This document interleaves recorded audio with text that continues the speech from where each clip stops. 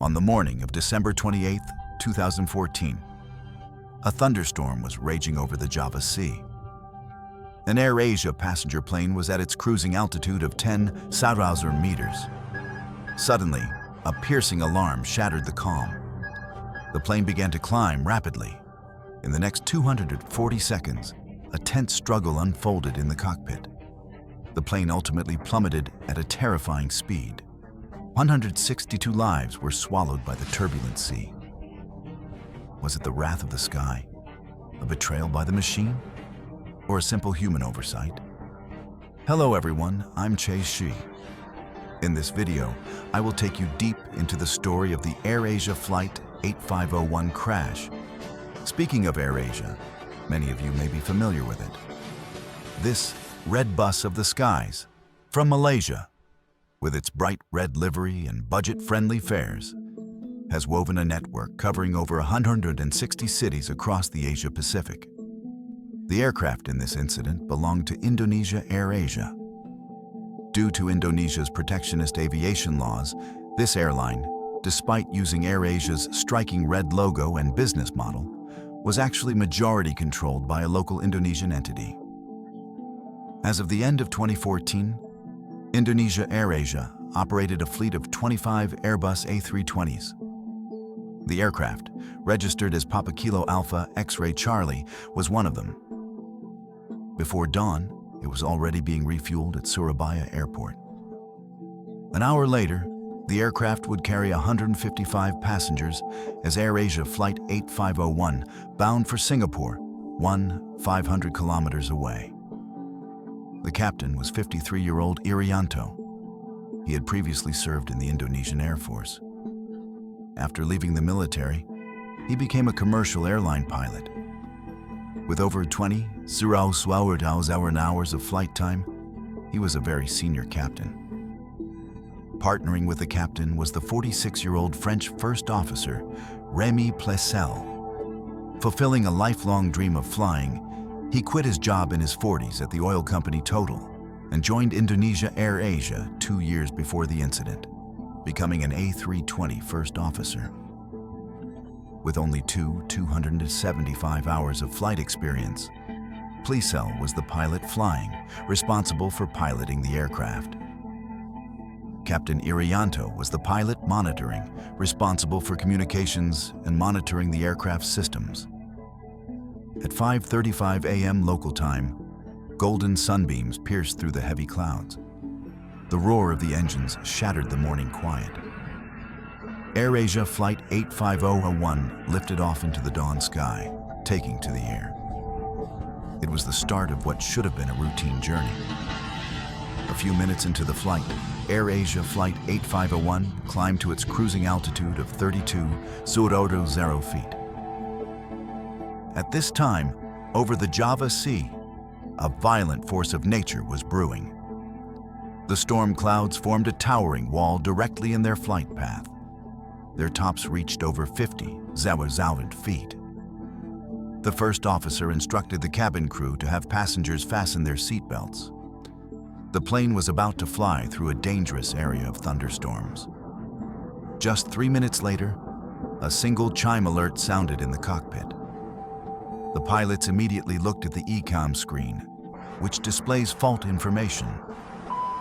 The screen displayed a fault with the rudder travel limiter unit. It had malfunctioned. This component, the rudder travel limiter, is controlled by the Flight Augmentation Computers, or FACs. Its main function is to limit the rudder's range of movement based on airspeed. You can imagine the danger of sharply turning the steering wheel on a highway. This component prevents excessive rudder movements when the aircraft is flying at high speed, avoiding damage to the airframe. Although this component is an important safety feature, a redundant design as long as the pilot carefully operates the rudder. This particular fault would not impact the safety of the flight. Following the ECAM procedure, the captain sequentially reset both flight augmentation computers. The rudder travel limiter fault message immediately disappeared from the screen. In less than 2 minutes, The crew had resolved this seemingly insignificant glitch. The pilots turned their attention to the navigation display. It showed that directly ahead of them, a large thunderstorm cell was covering their intended flight path. The captain requested to deviate from the route to avoid the weather. After getting approval, the first officer turned the aircraft to the left to begin maneuvering around the storm. Not long after, the same single chime sounded in the cockpit again. The same fault message as before appeared on the ECAM display. Captain Irianto, now familiar with the procedure, performed the FAC reset sequence again. The fault cleared, but this time, his brow furrowed slightly. As the plane approached the storm's core, the first officer saw the cloud tops were rising rapidly. He requested to climb to flight level 380 due to weather. ATC, Indonesia 8501. But because of other traffic at that altitude, the controller replied, ATC, Indonesia 8501, unable. You have traffic ahead.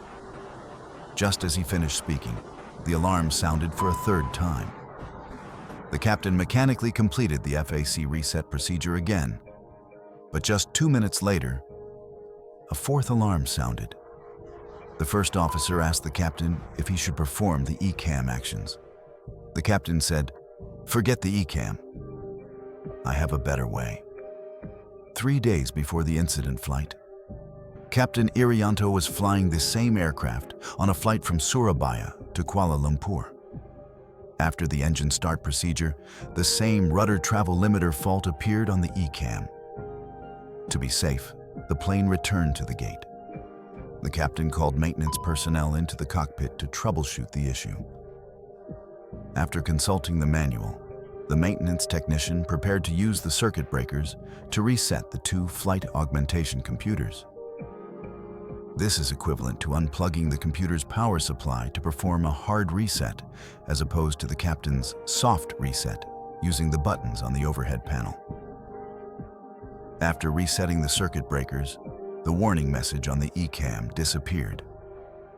Captain Irianto asked thoughtfully, "If this fault happens again in flight, can we do that again? Reset it using the circuit breakers?" The technician hesitated for a moment, then answered vaguely, suggesting it was best to follow the standard ECAM procedure. The plane then pushed back again for takeoff. However, just after the engine started, the warning appeared on the screen once more. The captain used the overhead panel buttons to perform the ECAM recommended soft reset. But just seconds later, the warning message reappeared like a ghost. "Should we try resetting the circuit breakers?" the captain suggested. After getting a reluctant nod from the technician, the first officer reset the circuit breakers. Frustratingly, the warning message appeared yet again. It seemed this annoying fault couldn't be fixed. Left with no choice, the plane was towed back to the gate again. The passengers had to disembark and wait. Faced with this stubborn malfunction, maintenance followed the manual and decided to replace the number 2 flight augmentation computer. However, the parts depot at Surabaya Airport had no spares. In a pinch, the technicians took a computer from another aircraft under maintenance and installed it into the malfunctioning plane. This makeshift solution of robbing Peter to pay Paul actually worked. On the subsequent round trip to Kuala Lumpur, the persistent fault warning did not reappear. The next day, the maintenance team finally installed a brand new flight augmentation computer in the aircraft. Just when everyone thought the problem was finally solved, on December 27th, the day before the crash, the ghostly fault warning flashed again. Astute viewers may have already realized that the root of the problem wasn't the computer at all. So, where did this recurring fault actually come from? Let's return our focus to the aircraft flying through the storm, Flight 8501. Captain Irianto was frustrated.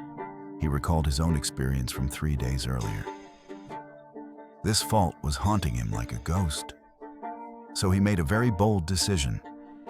He was going to pull the circuit breakers at 10:00 meters to reset the flight augmentation computers. The captain didn't communicate any of this to the first officer, who was flying the plane. He simply reached out and pulled the 2 circuit breakers for the number 1 flight augmentation computer.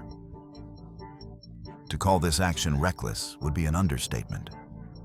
The FAC circuit breakers are not supposed to be reset in the air. But it didn't end there. After pushing the 2 breakers for FAC-1 back into place, the captain reached behind the first officer to find the breakers for FAC-2. In his recklessness, the captain completely forgot that pushing the breakers for FAC-1 back in only restored power to the computer. He still needed to press the FAC-1 button for the computer to resume normal function. When he pulled the 2 circuit breakers for FAC-2, which had taken over from FAC-1, the aircraft was thrown into complete chaos. Both flight augmentation computers went offline. The autopilot and autothrottle disengaged. The fly-by-wire system degraded from normal law to alternate law, which lacks certain protections. But it gets worse. Without computer protection, the rudder, due to aerodynamic forces, deflected 2 degrees to the left. This caused the high-speed aircraft to begin rolling to the left at a rate of 6 degrees per second. The captain was completely unprepared for the flight control system to degrade. After uttering, "Oh my God," he scrambled back into his seat in a panic. At this moment, the first officer, who was supposed to be flying, was also panicking. He was focused on the cascade of alerts on the ECAM screen and didn't notice the plane was banking to the left. By the time he realized it, the plane's bank angle had reached a staggering 54 degrees. This was far beyond the safe operating limits of a commercial airliner. The startled first officer yanked the stick hard to the right. The plane's bank angle decreased to 9 degrees in 2 seconds. This rapid change in roll destroyed his spatial orientation. Disoriented, he continued to overcorrect, causing the plane to bank left again to 53 degrees. He repeated the mistakes made on Air France Flight 447, whose first officer's actions were similar. He made excessive corrections at high altitude and pulled back hard on the stick, pitching the plane up. At high altitudes, generating lift requires a higher airspeed. That's why airline pilots flying at high altitude must ensure the aircraft avoids large attitude changes. Under normal circumstances, the Airbus fly-by-wire system has protections to prevent pilots from over-controlling the aircraft and causing a stall.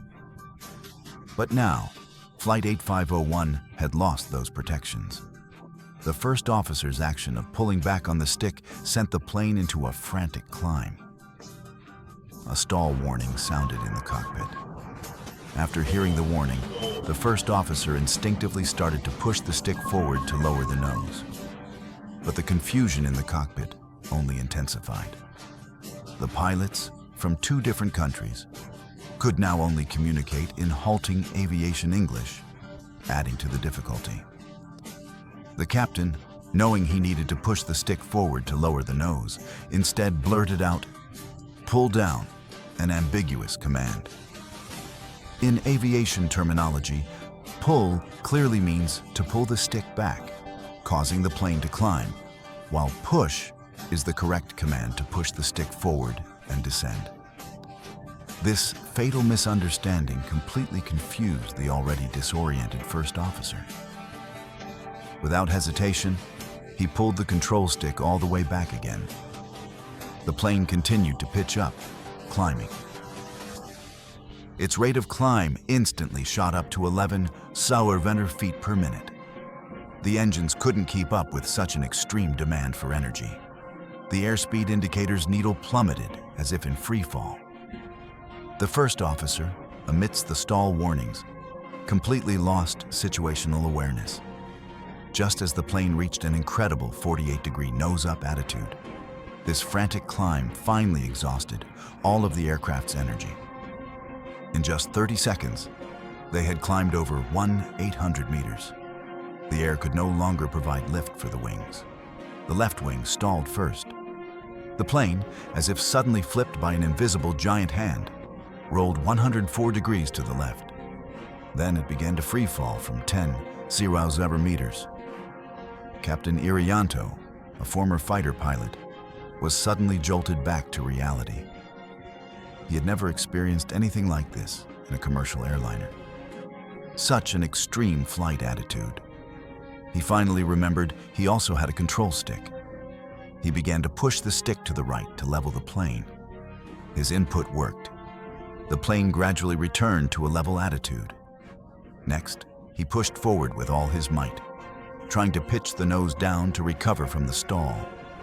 But he made a fatal error. He neither pressed the takeover button on his control stick nor clearly announced, "I have control," to the first officer. Now, the side sticks used in Airbus aircraft are not mechanically linked. Therefore, the two pilots cannot feel what the other is doing with their control stick. When both side sticks receive inputs simultaneously, the flight control system simply adds the signals together.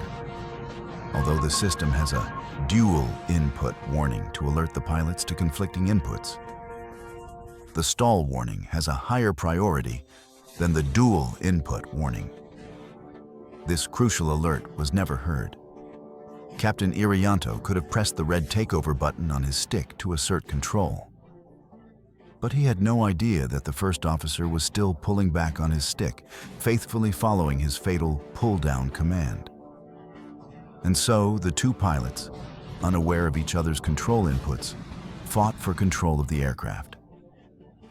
There was no verbal communication in the cockpit, only the never-ending stall warning.